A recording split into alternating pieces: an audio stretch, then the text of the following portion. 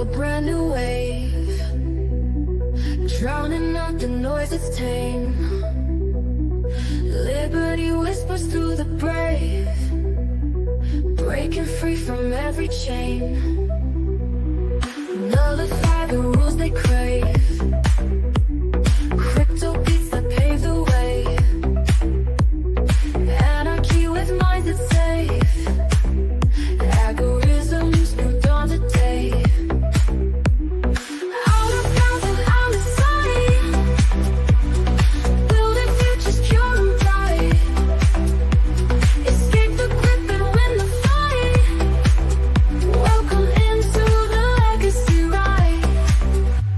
Beyond control we take a stand, casting off the iron brand. Freedom flowing through our hands, revolution's our command. Decentralize the way we plan, all together we expand. Breaking shackles for the clan, in this journey we're on pan. Out of bounds and out of sight, building futures pure and bright. Escape the grip and win the fight. Welcome into the legacy ride.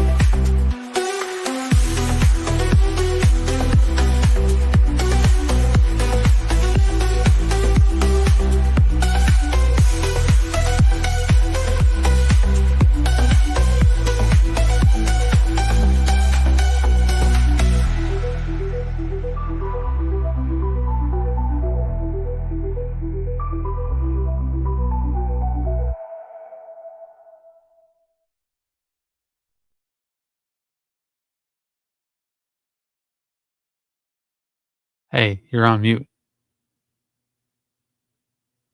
I'm on mute. Why am I on mute? What? Did you mute me? I did not mute you. Yeah. Okay, well, it's time to Yeah, restart the welcome. podcast. See you all later. Yeah.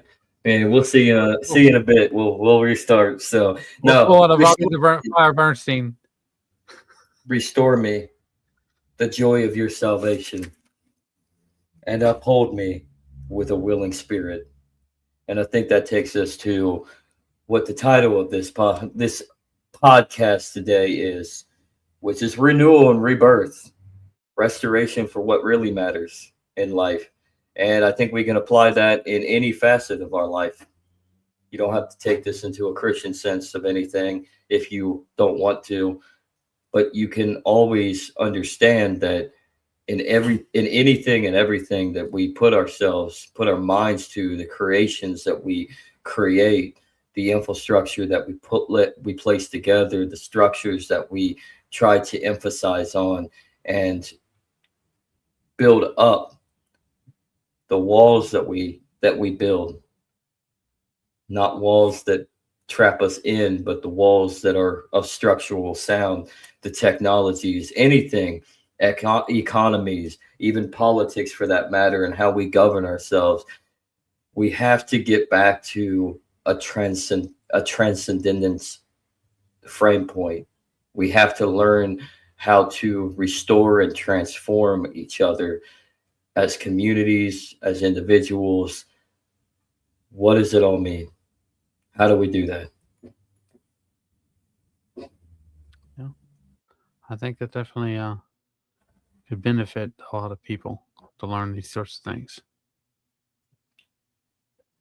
When you hear Psalm 51, verse 12, Andrew, that I just read, what does that tell you? I mean, restore me the joy of your salvation, and uphold me with a willing spirit. What does that mean to you? You got to take the faith and do your best to, embrace it. What faith? What faith? Faith in, what faith? Faith in God. What? Wait, hold up. Faith in God. Hold on. Yeah. Hold on. Slow down, everybody. Did you just say faith in God? Well, I And mean, you asked me what I thought it meant. are you are you implying that you are going to be faithful and obedient? Well, I believe in God. I've always told you that, Zach. Do you? What Yes. is God to you? God is, an intelligent designer. Put it, in the most common sense understanding. He's a creator. To you?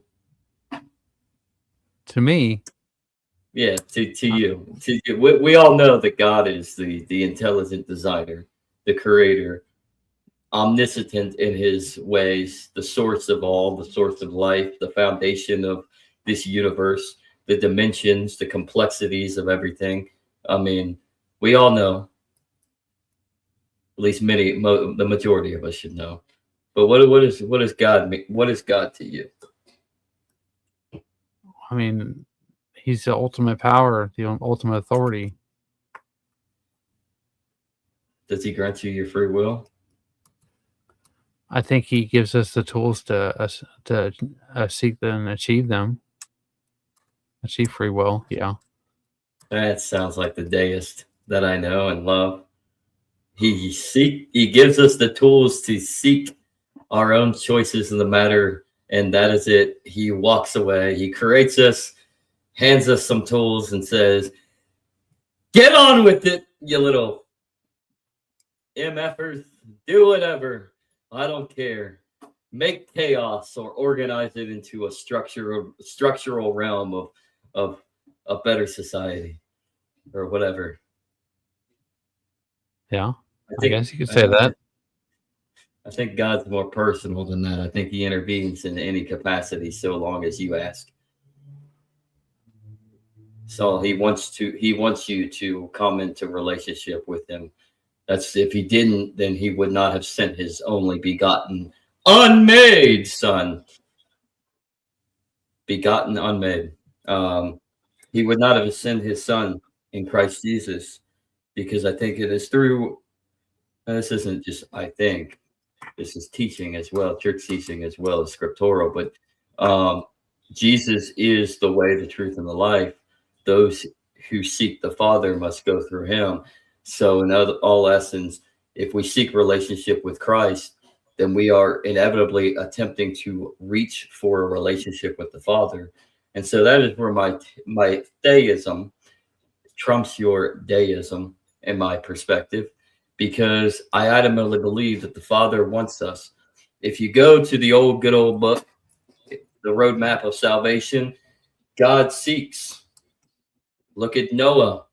Look at Adam, his first creation. Look at Cain, the story of Cain and Abel. God seeks. He seeks out Cain and wondering, like he knows, obviously, just like he knows in the creation story in the fall, and like God knows what they have done, but God goes himself to ask Adam and Eve, man and woman, where are you?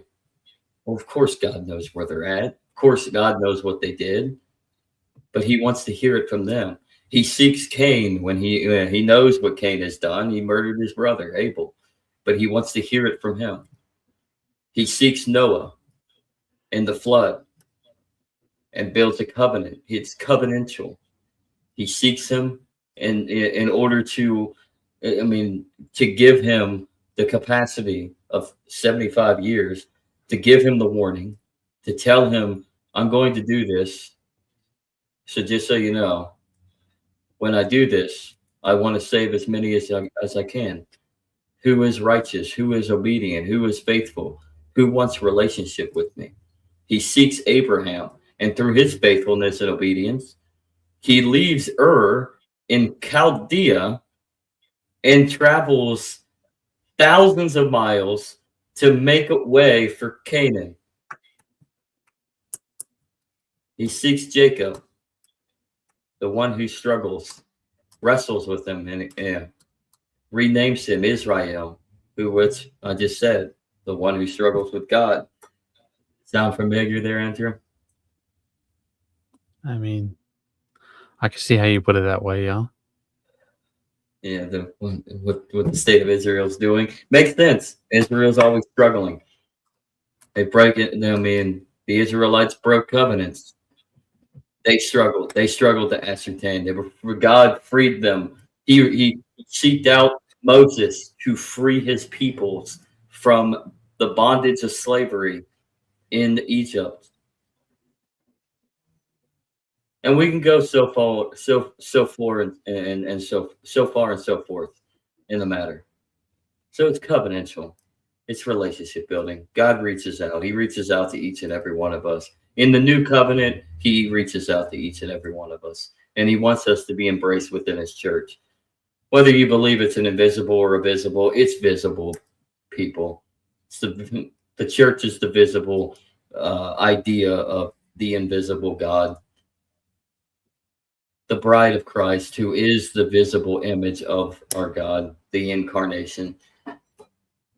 But enough of getting into some theological banter. How can we take Psalm 51, verse 12, from what I read, but Psalm 51, and apply it in today's day and age in a growing, expansive expression of creativity and technology and all this? Like, how can we go forth and apply Psalm 51 to the renewal and the rebirth of man through its advances? I mean, I suppose we could look at the psychology of it surrounding it and try to discern the best way forward from that. Like the way you think, man. Tell me about the psychology. Well, I mean,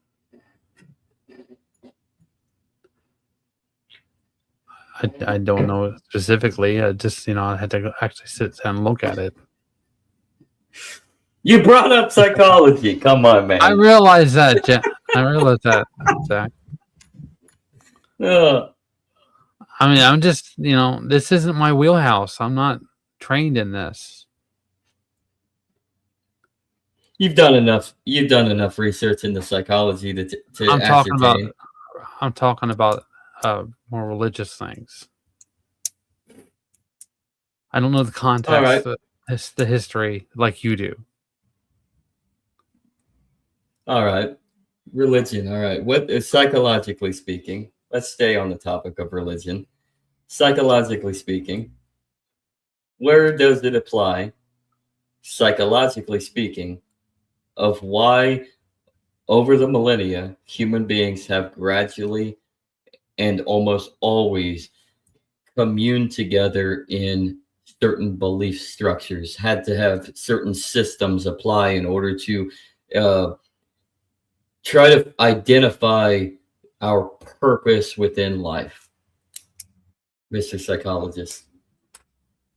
Well, I mean, religion is about, a collective effort, to maintain it,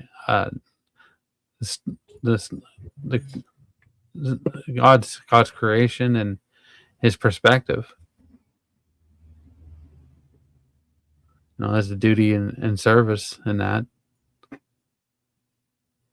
What is what duty of service? What's the duty of service? The duties to God.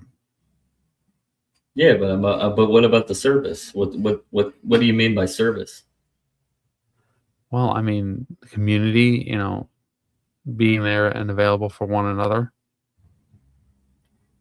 You mean we should be there for one another? We should cooperate with one another? We should exchange freely with each other, ideas and all? We should work and love each other? We should love our neighbor? Is that what you're trying to say? Is that what you're trying to say? I never said we shouldn't. Everybody, if you love your neighbor and you would like to do a service for a community and expand this thing, down there scrolling, become a sponsor and support the legacy right by clicking the link below. All there rolling by. If you'd like to support us, help us keep this, help us expand this, help us make things better, maybe try to bring on some cool guests that we have never had. we've had some guests if you go back into the archive, but bring on guests that we never had and want to have. So help us and become a sponsor. Do service upon one another. So as we give you the service of trying to ascertain the silver linings of life and what our purpose is. Was that smooth? Was that a good transition? Using that from you? I believe so. Yes. think we lost some people. Almost like a They Jim said- Cornette promo for Shopify. Speaking of Jim Cornette, we should get Jim Cornette one of these days. Right. Take a break from the mundane and talk wrestling, man. What can wrestling teach us about life? Actually, That it's a revolving door for some people. One crisis after another. what do you wait? What do you mean it's a revolving door? I'll put. Well, that I mean, Andrew there's Scott the people who run the show and are long timers, and then there's people who just constantly fall off the wagon. Speaking of long timers, you think Vince McMahon's coming back to WWE? I hear, rumors, and I think I could see it. Yeah, I believe he's going to try to buy it out from Saudi Arabia. He's going to try to buy it out from Saudi Arabia? Well, Saudi with Arabia doesn't have it yet. With the assistance of Saudi Arabia, I should say. Oh, with the assistance, yeah. Yeah. Okay, that makes sense. So basically, TKO is probably going to bring him back, and then eventually that'll be the transition for them. Now that they've made the value a little bit higher, obviously a little too high with what they're forcing people to pay now. So perhaps Vince, with the help of Saudi Arabia in a deal, a partnership, ends up buying his baby back with the Sauds, with the Saudi crown family. Shit's got to change, pal. Yeah, talk about renewal and restoration and rebirth, man. I don't know, man. How can that apply to this? What do you think of that? Is that renewal or is that just egotistical? I think he realizes that they weren't ready to hold the reins, and he knew it, but they didn't want to acknowledge it. What do you mean? Well, I mean, you see what they've done with it after he left. They have all the people getting upset about the ticket prices, and he's gotten upset with them about putting advertisement on the ring and stuff like that, and just different stuff. They said Triple H isn't being a good booker. I mean, that's fair. Yeah, I don't think Triple H was ever meant to be a booker.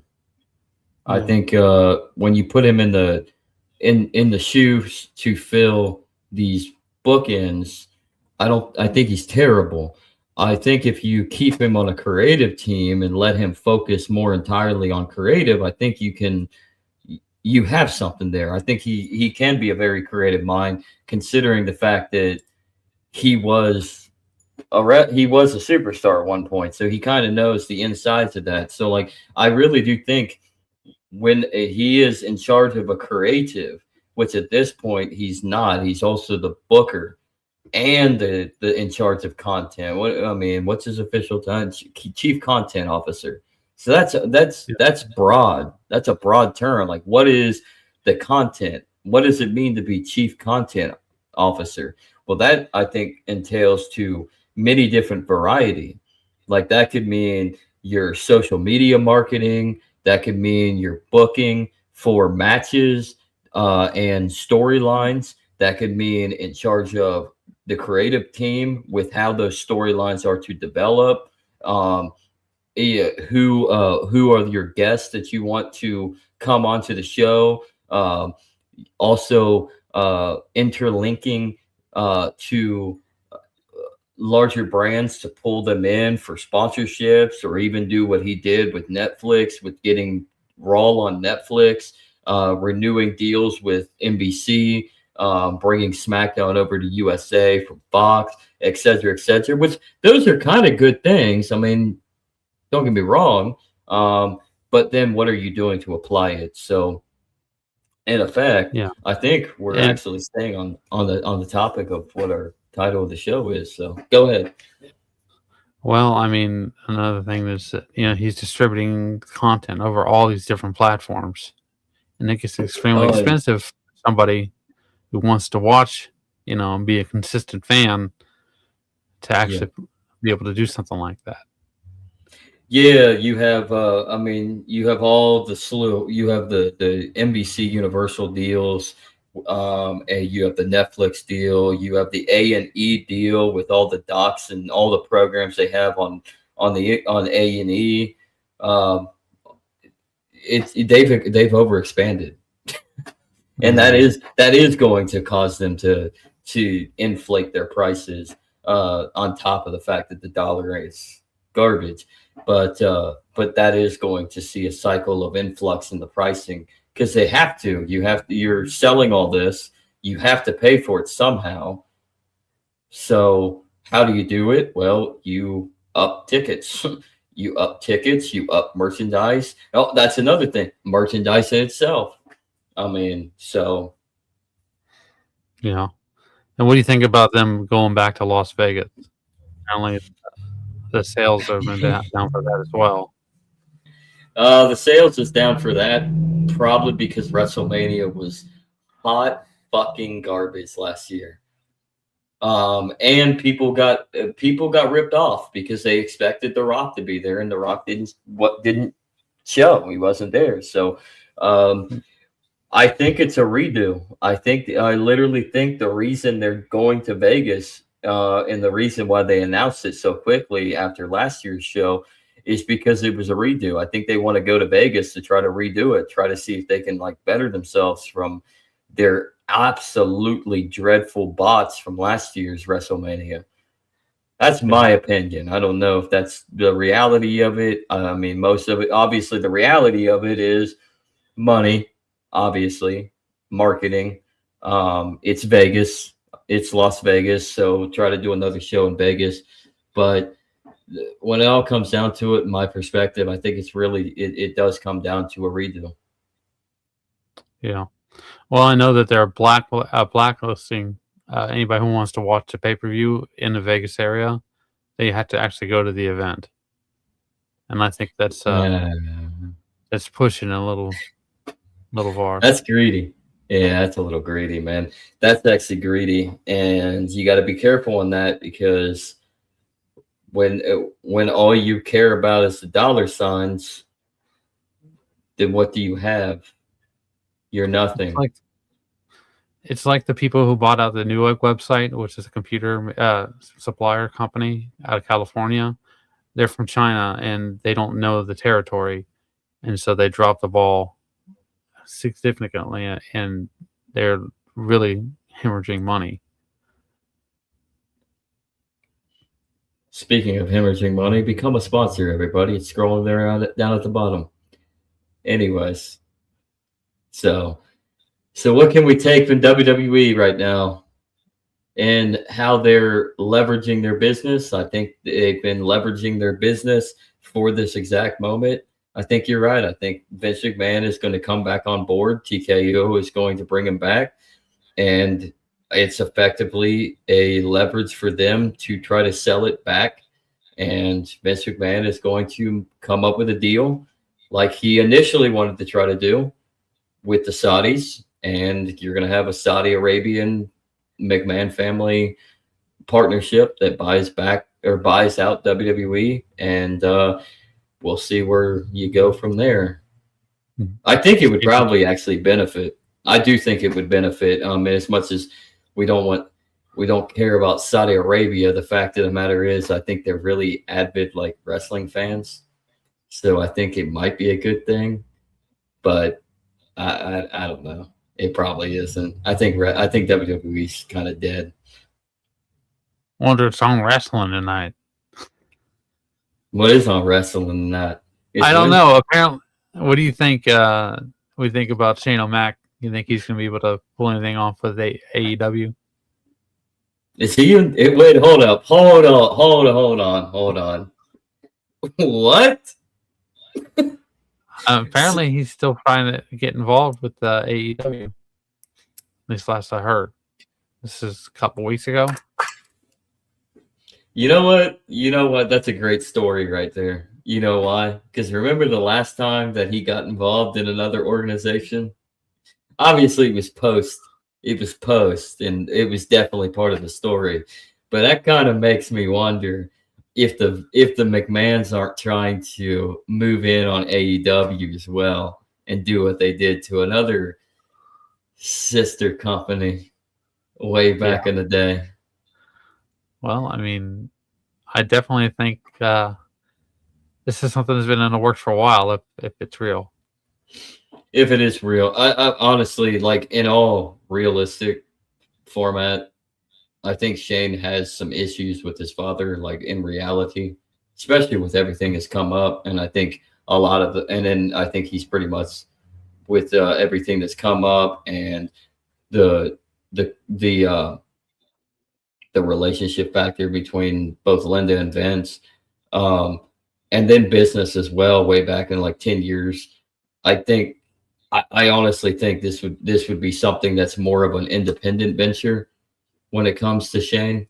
So yeah, I think it looks like he's just trying to, if anything, he wants to try to get into something himself, to make something for himself and attach himself into AEW, so probably become a shareholder on the board, I would assume. So he'll have some say, and he'll probably have some sort of option that he ends up taking over within AEW, and then he gets involved. Or it could be the gold star of Vince McMahon, making fans just wonder what the F. right. And then you see Vince. you see all of a sudden you see a AEW live taping on the jumbotron of a WWE Raw one night or whatever. They don't even run on a WWE NXT one night. Vince shows up at NXT since they run what is it? Their flagship show runs together with NXT, doesn't it? Let's say I think goes head to head. You have Vince show up to NXT on like a Tuesday and announce something, and then Shane ends up on the jumbotron inside of an AEW arena. That would be funny. Oh, history rhymes. History does rhyme, man. History does rhyme.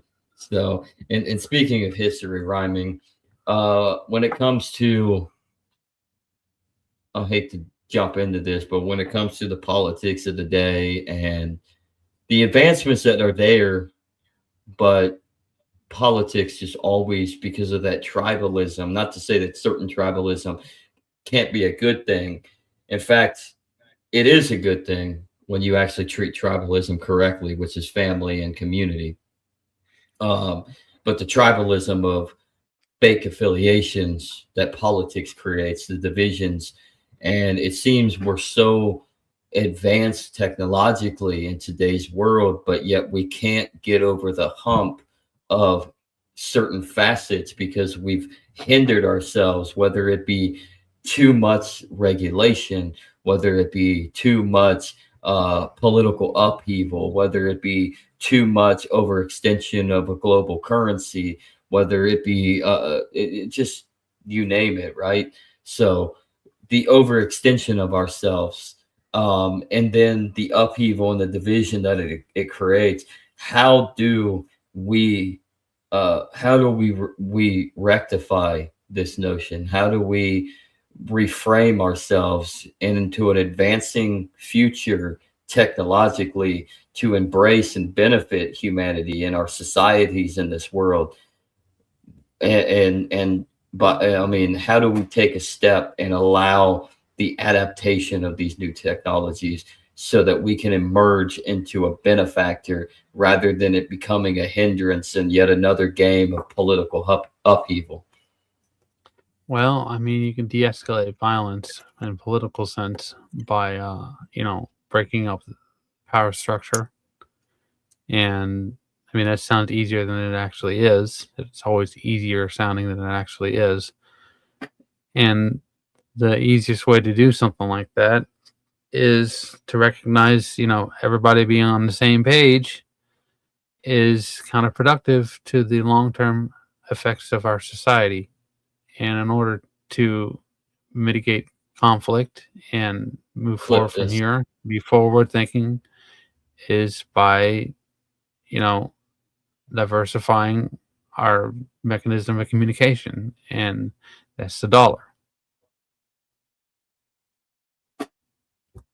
You want to jump into it. So how do you diversify?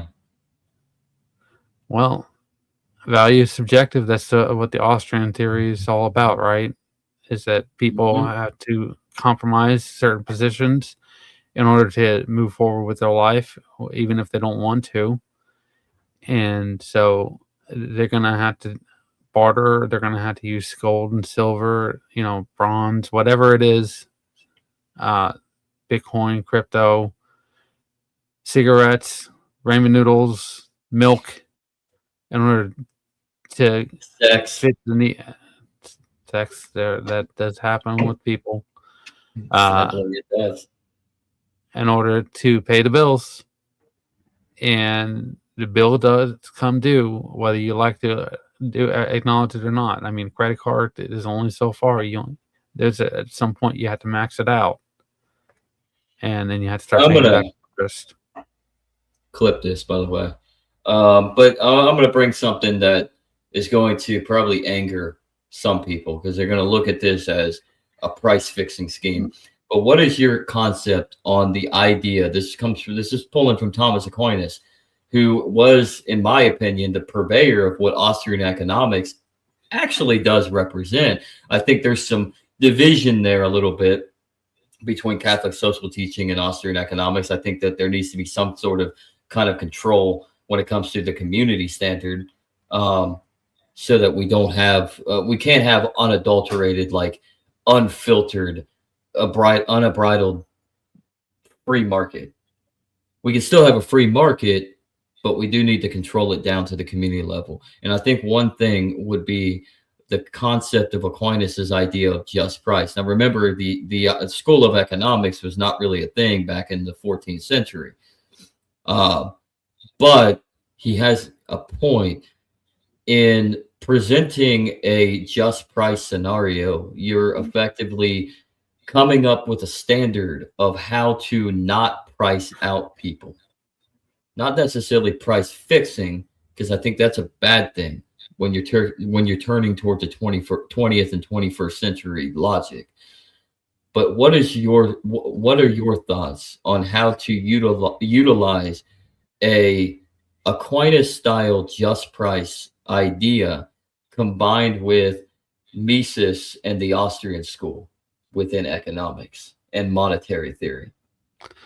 Well, I mean, like I said before, subjective theory of value. Okay, right? So a house divided against itself can't stand. So somebody who's has an aversion to feeling corrupt is, not going to be on the same page as somebody who's comfortable with corruption, and the fact that they want to reverse engineer it in order to try to mitigate it. I know it sounds a little different and a little weird, but they are, on opposite sides of the playing field. And it's hard to come to consensus when you have such an alternative perspective, even if it's for the same goal. Clip this. You like that? You like that? I'm going to get Andrew on the shorts. But Andrew, I'd like you to expand, elaborate a little bit further, because you are the economic mind on this podcast. I mean, I'm just a dilettante. I'm just someone who learned casually. But no, I mean, it's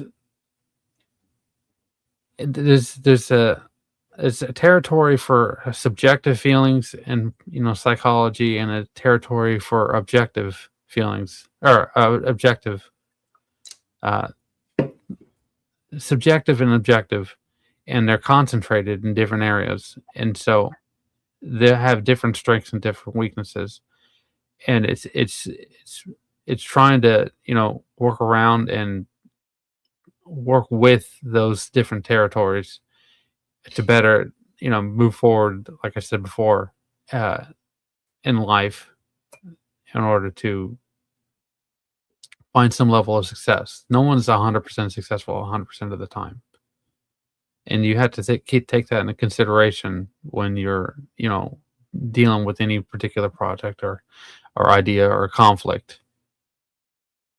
On a Catholic social teaching aspect, and St. Thomas Aquinas, in his philosophical idea, this is a standard of understanding our chase for a common good, whether that's economically, whether that is spiritually, whether that is faithfully, whether that is earthly in our realm towards providing for our family and benefiting our community.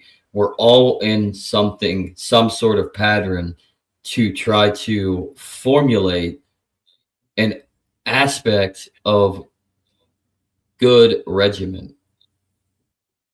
But how do we do that in today's day and age, where it's nothing but negative?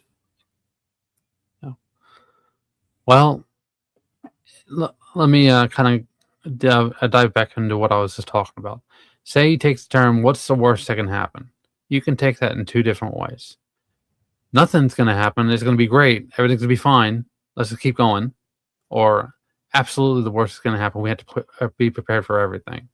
If you go into the whole absolutely the worst is going to happen, you got to prepare for everything, you're going to have to be planning for everything. In order to plan for everything, you have to, have the ability to manage your environment. You can only manage so far until the tires on the wheel have burned out and the wheel pops.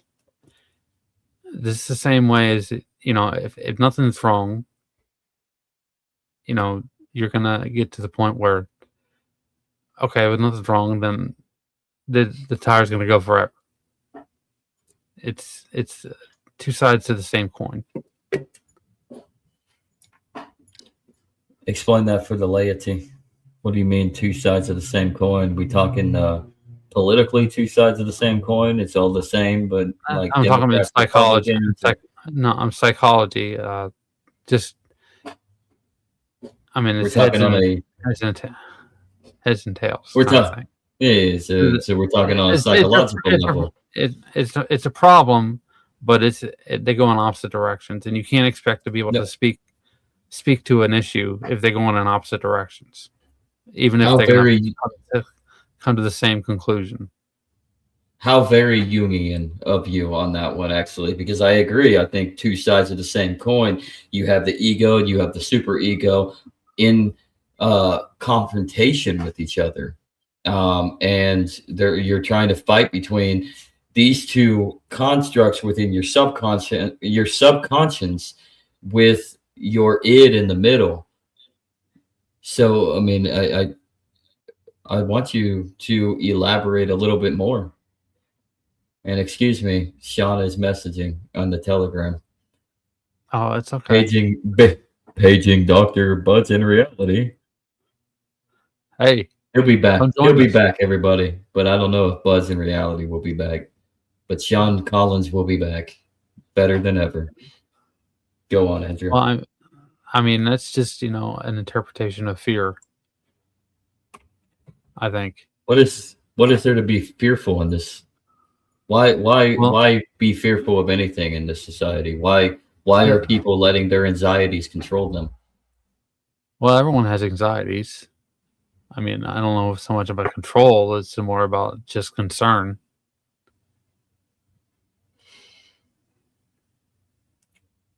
He messaged for Christian metal. Wow. Yeah, it is. So it is about control, in my opinion.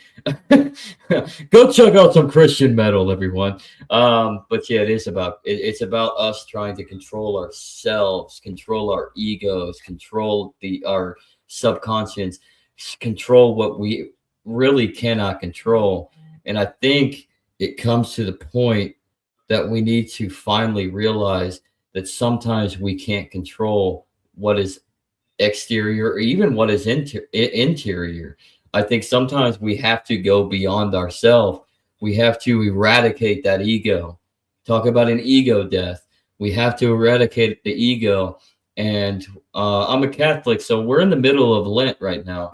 And I think Lent, realistically, Lent, we should be growing an appreciation for all year, in my opinion. There should be certain sacrifices we make in order to atone spiritually so that we can divorce outside of ourselves and become more whole. Because I think when we go beyond ourselves and we start thinking more exclusive from us, we become a better person, and we actually can gravitate towards what our purpose is in life and how we can apply it to helping others while helping ourselves.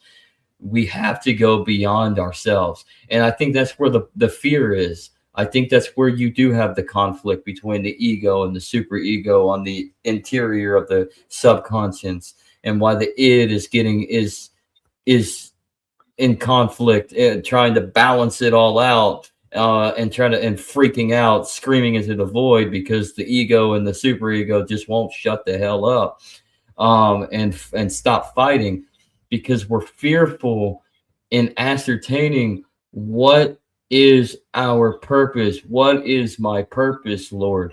What am I to do? And we get stuck in this recycled mind frame of somebody who is just lost. We're just lost, and we just keep on resetting and resetting and resetting. In reality, we should reset once. It's like the old the Ring of Fire on the Xbox, right? We were talking about Xbox before we came on air. Yeah, Red Ring of Death. Yeah. I mean, what do you do? What do you do for that? There are ways that doesn't always mean that it's done. It's toast. But you reset, and you get it to the point where the reset is all you need. You just need that one reset. Everything is recharged. We just need to figure that out as a human being. We need to figure that out societally, communally, individually, economically, spiritually. And we need to become obedient towards what we don't understand, in my opinion. I don't mean go become obedient to the government, everybody. I will say, render up on the Caesar what is Caesar's, for what is Caesar's is absolutely fake. And what is on that dollar but George Washington's face, or Benjamin Franklin on the 100, or Ulysses S. Grant on the 50, or Alexander Hamilton on the 10, or Thomas Jefferson on the 2, if you're lucky enough to have a 2, or Abraham Lincoln on the 5, or Andrew Jackson on the 20, right? These are all symbols. These are all symbols of your government. This is Caesar. It's all fake. It's all fake, gay, and retarded. Give it up. Give it up and render yourself to who you belong to, and you will be the happiest ever, because you don't live beyond your means trying to chase the Joneses, however the expression is. Who cares about the fucking Joneses? Excuse my language. Who cares? What matters is Zach Kaiser. What matters is Andrew Joseph. What matters is you and your family, your community, your needs. What matters is benefiting each other for the means that we can survive in, the provision that we can grant each other, the cooperation that we have for each other, the love that we have for each other. That's all that matters. You don't need that fancy Lamborghini that Mr. Jones has down the street. You know how many dicks that Mr. Jones probably had to suck in order to get the bonus that he had, in order to be able to invest, in order to be able to have the money to buy that Lamborghini? That's a lot of dicks he had to suck, dude. Metaphorically speaking, I hope he's not actually sucking dick, but basically, you got to sell yourself. You literally have to be a whore. Why be a whore to something that's material when all that matters is love and fellowship and family and community and God? I digress. Andrew, take it over. Well, I was just gonna kind of follow up what I was talking about earlier. Like I said, two sides of the same coin. Something happens, and you're suffering, you're struggling. There's a more potential for you to lay the blame as a conspiracy, or as compared to the opposite side of the coin is that, oh, I'll just start all over, and then I'll start all over another project, and I'll start another project. Break things down, start all over new, and it's definitely an interesting dichotomy. It is, and I think a lot of times the people also have the fear for starting over. They get the fear of they're a failure. But what we all need to remember is we all fail. Everybody fails. The most successful person failed 100 times more before they were successful. It takes failure to learn and discern so that you are a success next time. And I think that is another fear that people have, another anxiety that we all have. What we stress out is we're stressed over failing. Oh, I can't. Oh, I need to make this. I need to make this bill this month. I need to pay for my mortgage so my family has a place to live. I need. It's 20 degrees outside. We're gonna need the heat. I need to make sure that I pay the energy bill so we have the heat. And so these are all things that matter. But at the same time, you are focused so much on the now without ascertaining the realities of everything that you learn to forget that, hey, if you just surrender and it just acknowledge everything's going to be okay, just keep grinding on the positive. Don't fall into the past. Don't fall into the negative. There's more to life. Everything is going to be okay. Those who get stuck in the mind frame of being a failure will end up inevitably struggling forever because they just keep on falling back into their failure because they never go forward. And so now you're behind. By that point, you're behind 3 mortgage payments and you're facing eviction. And that's not good.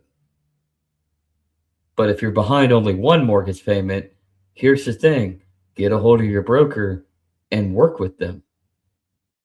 That's the responsibility, right? You can set up a payment system to get back on track. So duty and responsibility come hand in hand. Yeah, and a lot of people get stuck into that negative talk that they just can't make it. Yeah. I do it. You do it. We all do it. Sometimes We all you talk just bad have to about let- ourselves in private. Say, I'm not Yeah. worth it, or, I can't do it. But it's about being consistent, making efforts, even if you fail. At some point, you're going to turn things around. Instead of talking bad about yourself in private, everybody, instead of literally talking bad about yourself, I want you tonight, all those that are watching, all those that watch or listen later on, I want you to hear this. I want you tonight, or after you watch this, whatever night, I want you to go into your room. I want you to shut the door. I want you to submerge yourself in complete darkness.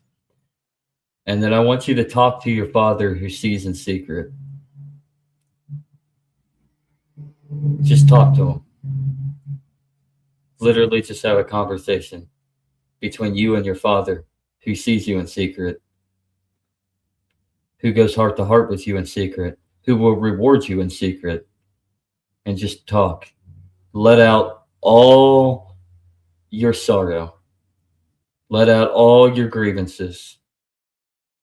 Even if it is angry at God, he doesn't care. He wants you to let it all out.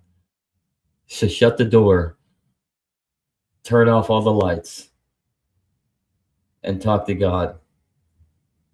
And when I said shut the door in your own room and stay and stay in silence and darkness and in private, I mean talk to God. No masturbating, okay? No fornicating. All right, Andrew. Making promises. Oh, well, then you're a sinner. Now repent. You need to go to confession. See, he's already starting, dude, and we haven't even turned off the camera. If I hear a zip, I'm kicking you off the stream. I can't guarantee anything. What do you think about that, though? I think we take ourselves very seriously on this podcast. I think we do too, actually. I really do. I mean, and you don't, and on the Christian sense, I guess I want you to come to God. I really do. I want you to seek Christ. I want you to find fellowship in our Lord. But I can't force it upon you. All I can do is just give you the true word of God and to divinely the divine this inspiration that is within me, I want to give to you, and I want to evangelize what the gospel really is and to bring you to Christ so you know the truth. But I understand I'm not going to force you. You have to come to Christ yourself. But on a non-Christian point, what do I mean when I say silence, solace, and darkness? Sit in meditation, sit in contemplation, be mindful, mindfulness techniques of meditation. Breathe in with your nose and breathe out. Hold it for a moment and then breathe out and feel your breath. Feel your gut. Put your hands on your gut while you're doing it too. Feel it and just kind of reset. So that mindfulness technique, whether you're praying, contemplative, meditatively with God, or if you're utilizing some new age strategy of mindfulness, do whatever it is to kind of reset yourself and recharge. There you go. Be healthy. I do want you to come to Christ, but I can't force it to you. I could only evangelize. I understand.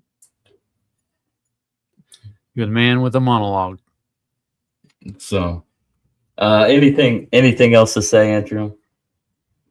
I mean, just that God in himself is basically sacred energy.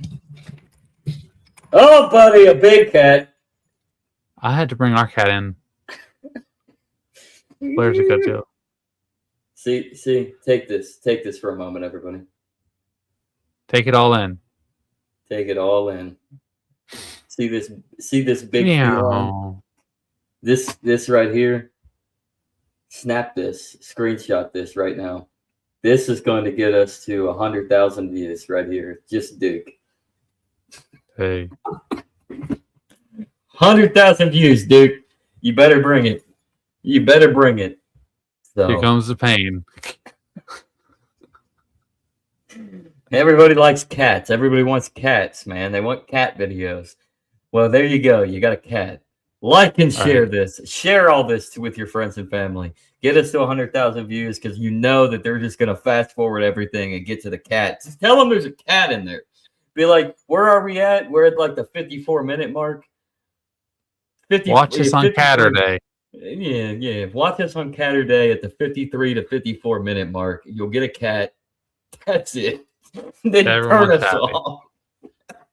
Then like for Dick. Give Duke a like. Give Duke a like. So see how serious we get, and then we're not so serious. Mm-hmm.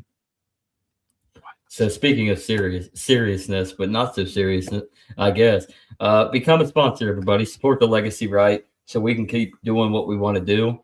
Try to expand this as best we can. The link is scrolling below.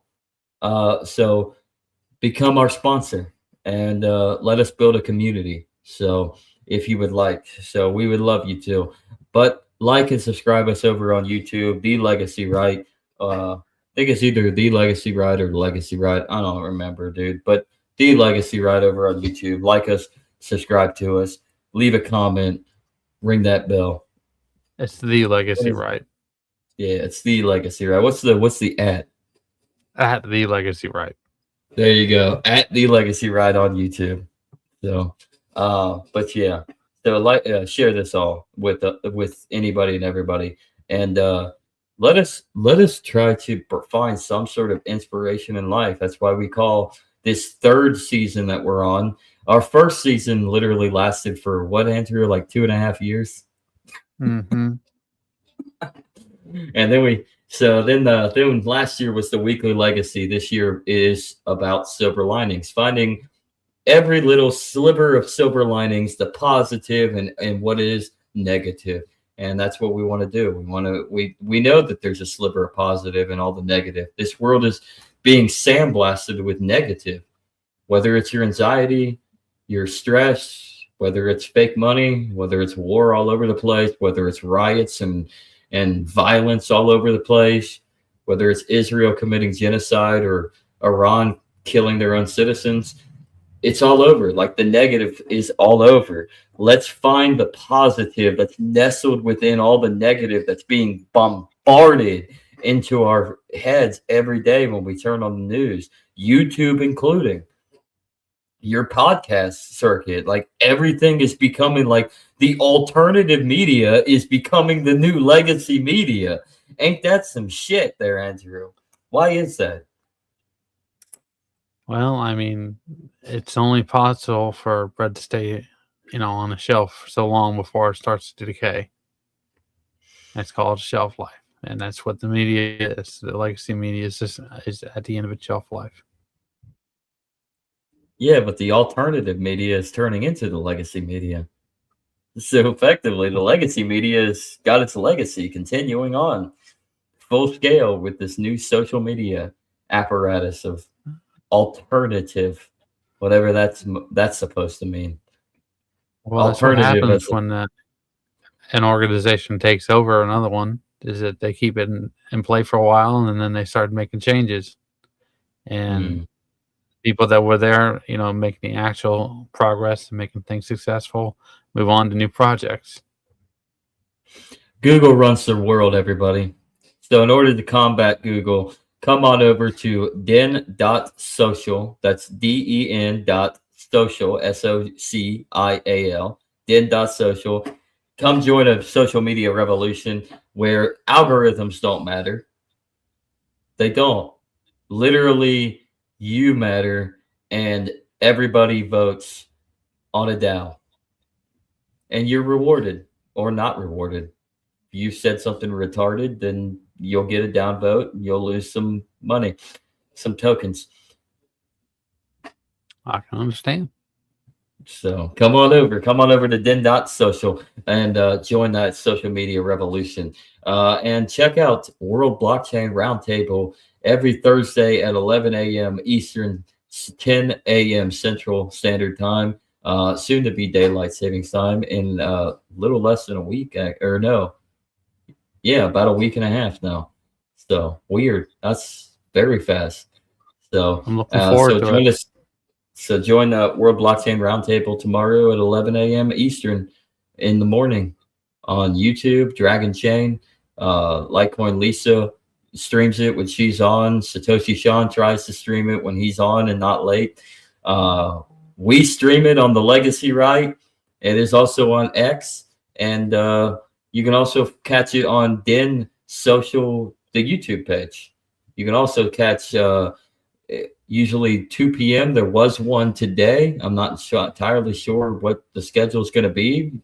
I thought it was usually Thursday or Friday, but there's usually a Den DAO meeting that our Emperor, I Am holds.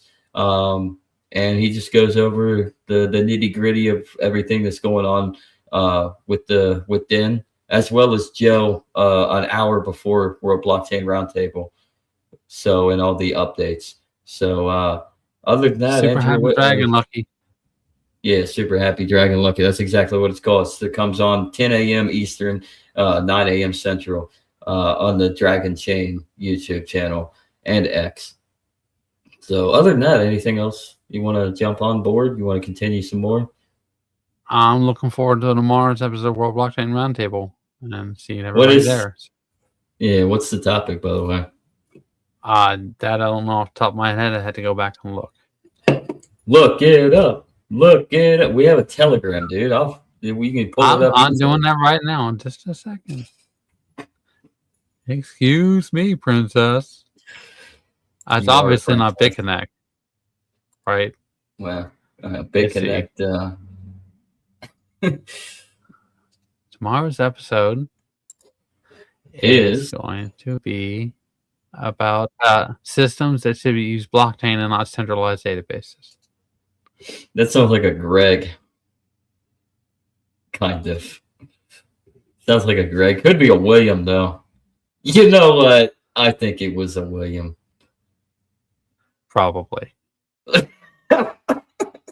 Before you know it, he really is gonna be the emperor when he takes over. He's already taken over the World Blockchain Roundtable. He's gonna take over Joe soon enough. He will. He will. So, but other than that, I think we should just let everybody ride out and get out of everybody's hair. All right. See you later, guys. Thanks for watching. I don't know, man. Judging by the fact that it's 5 o'clock somewhere. We're not doing your outro. I think for your sake, Andrew, we will we'll do something that you miss. Since there's no cursing in it as well. So I think you missed this one. So we talked a little bit about it anyway. So I think that's what the outro is going to be. So with that, everybody, have a good rest of your Wednesday, a good rest of your week, and God bless all of you. And like, share this as well as our podcast over on the podcast stream, The Legacy Right, and give us a follow there. So other than that, peace. And we love you all. Thanks for watching.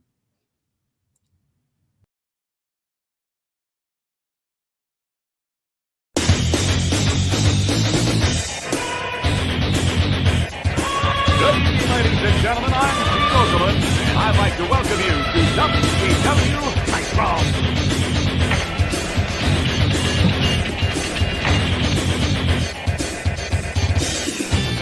Brother, you think you know what it takes to beat Hollywood Hogan, who wants to climb in the ring and try out the largest arms in the world?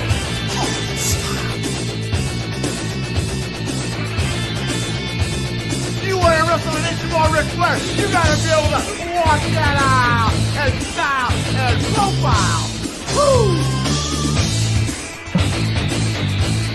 You really think you're ready for the You really think you're ready for the Scorpion Deathlock? You think you're ready for a fatal encounter? This is why they call me the total package. If you have a pain threshold to withstand the butcher rack, let's find out. Hallo, hier ist Alex Wright. Wenn ihr High-Flying Wrestling Action wollt, Spinning Sidekick, Top Turnbuckle Dropkick, dann nehmt mich. Der Sieg ist euch sicher. Versprecht euch. Oh yeah! Watch the flying elbow drop off the top rope. Not only beat people 1, 2, 3, but I hurt him real bad. It only takes one of 1,000 holds. You think you're man enough for the challenge? You better be ready to wrestle, because you know, when you get in the ring with Eddie Guerrero, it's going to be high-flying and exciting. Hey, anytime you feel foggy, man, I'll slap on the buzz killer, rip your shoulder right out of socket, Wolfpack style. Hey, funky boy, like there's a choice here? Good God, pick the man with the plan. kick deep, deep, deep. Hey, all you suckers out there, you wanna play the game? You wanna play with the big boy? Put your feet on the button, cause when you go down 110th Street, it's gonna be on like neck bone, sucker. This is Booker T from Harlem Heat, hardcore OG brother. Hey, it's Thursday. The minute you pump, got the guts to step up to the plate, push the plate. Yo, Chico, you selected Scott Hall? You're ready for a wild ride on the outside.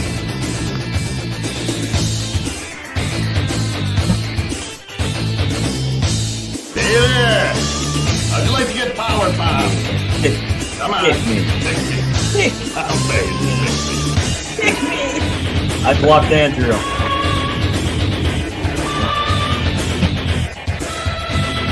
You think you got the courage to step in the ring?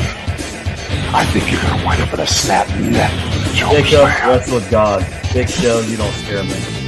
Technical wrestler, high flyer, brawler. Don't matter what you consider He yourself. crossfaces white. You're in the ring with the crippler. The monster. You're a loser.